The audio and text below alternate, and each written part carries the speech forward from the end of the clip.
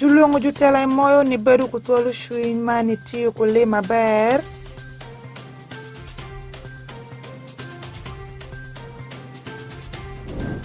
Tela minebi omeku ambulance odiat madit minebi.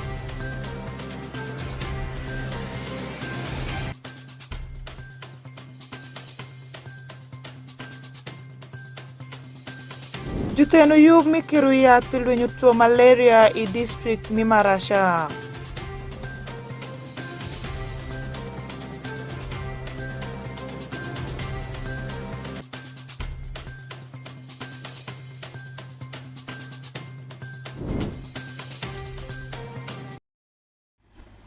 Tini shenkasi angwe ni ndabungwen pa dimi Rachel oreli faria kupirarea uyabish. Nyinga tika shundo tfansi la mazabu binu kumai.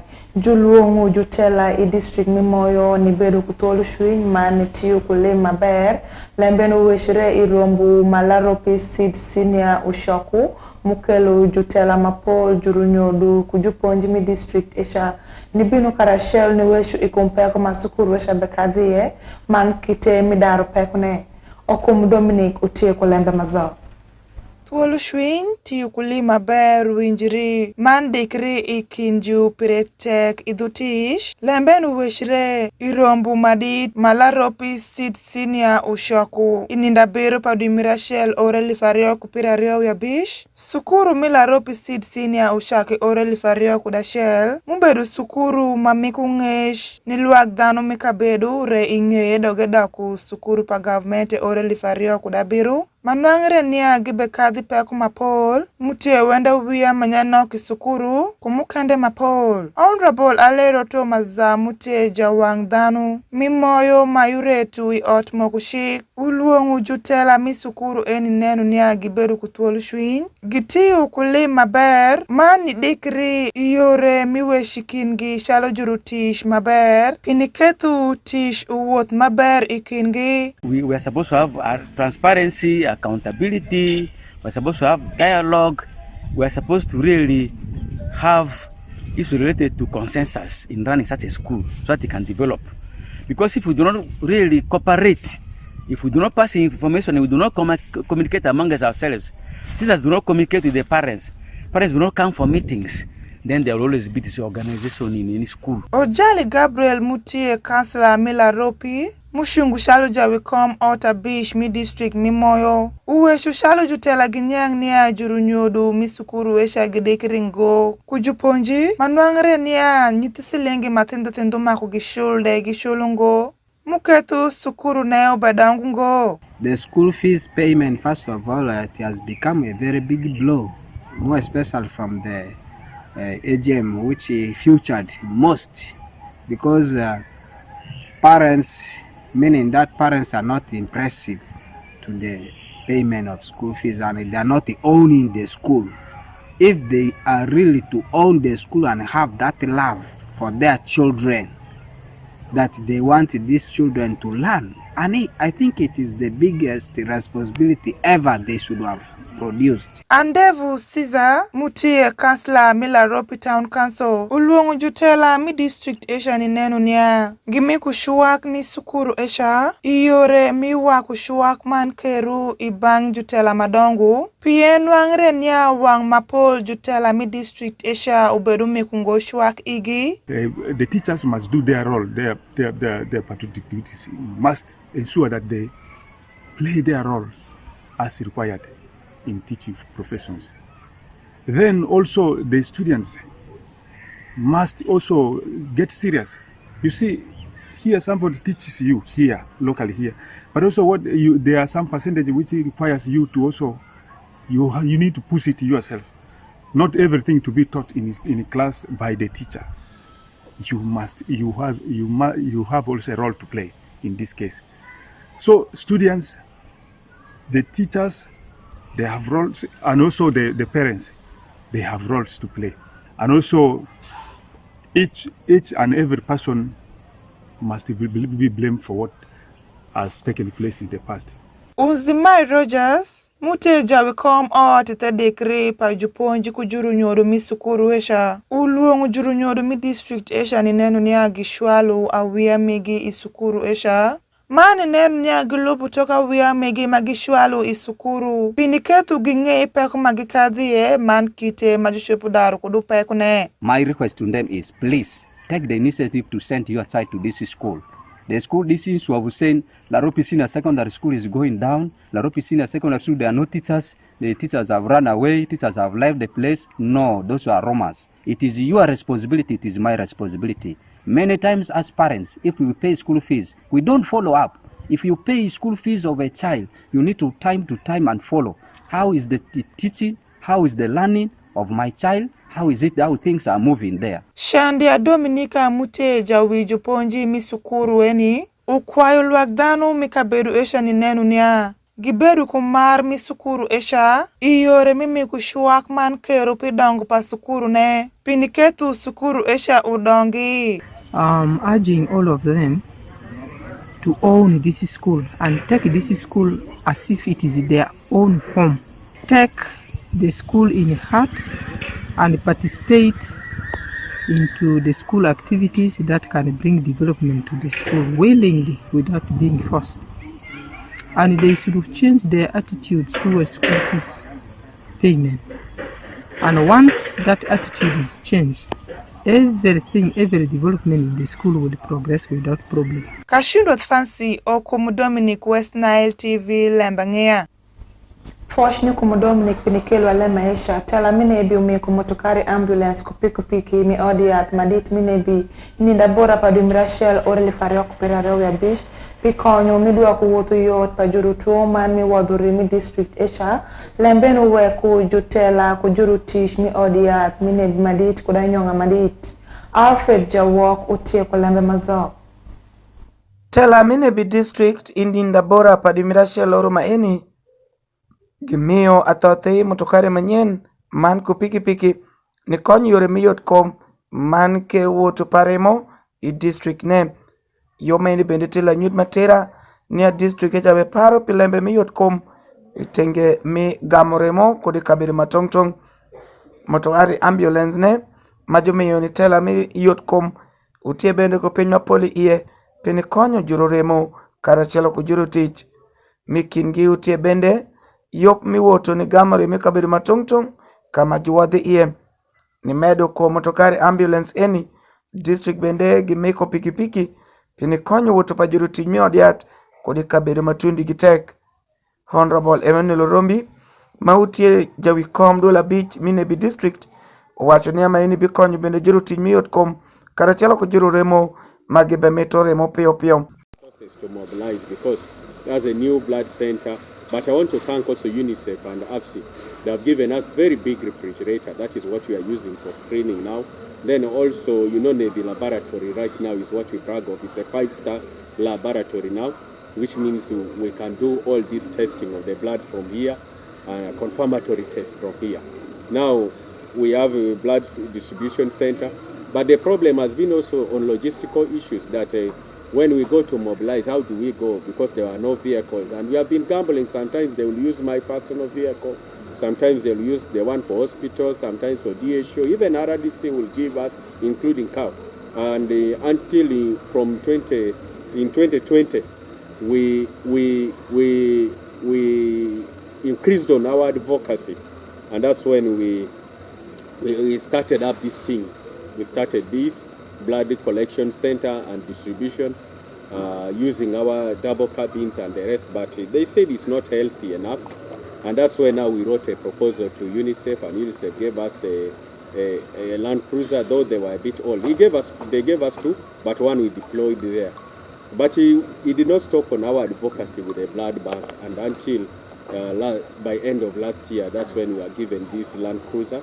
And Land Cruiser with they gave us also motorbike. Ipara pa Honorable Rombi, miyo motokare ambulance kupiki eni, utila nyut matera, niya yan nibi district kushikere, pini medo ruom padano mika beronem. Blood collection center, and it's performing so well because the performance, they always rank which district is performing well, and also which region, and so forth. So we have been collecting blood, and all this blood, when they are tested, they are redeposited back to Navy. And this is why you have had the cases of referral has reduced. So today we have commissioned one motorbike, Boxer, That one will be used for the community facilitator to run and mobilize people. Then also we have commissioned one ambulance, and this ambulance is going to help us run, Land Cruiser. Land Cruiser is going to help us as a van to run around, mobilize, and also collect this blood. And I think our people will be safe, especially pregnant mothers and also accident cases. Otherwise, thank you so much. We thank you so much for always airing our view. Dr. Emmanuel Onapa, Maute Jadid Manula Memiut Kom Odiat Minebi, and Bende Medunia Ketu Chin Ekom Kura Manyen Mi Odiat, Piratek Mukatu District Eni, Giwok Kuyore Pinedaro Peko Cheke, Mawok Ikilwak. We are so glad today that at the end of last year, Uganda Blood Transfusion Services got a new vehicle, a Land Cruiser, and a motorcycle, which is going to be used for blood collection and associated services. So today, as in the district local government, we are glad that the vehicle and the motorcycle was commissioned for use.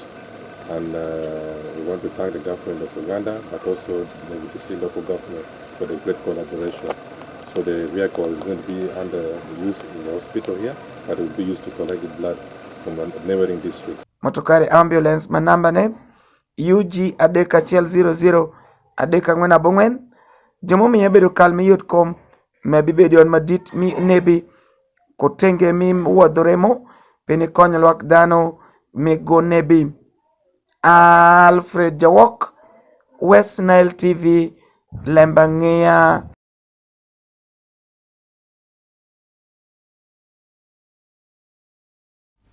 Niweko maisha juteno yu mikiro yat kubang pach padani district mimarasha piluinyu kesi patro malaria munya district esha julu ngulwak dana mi district esha ni neno ni agitiyo mabele tayo pa government eni. Oraku Benson Pastore utie kwa LEMB mazao.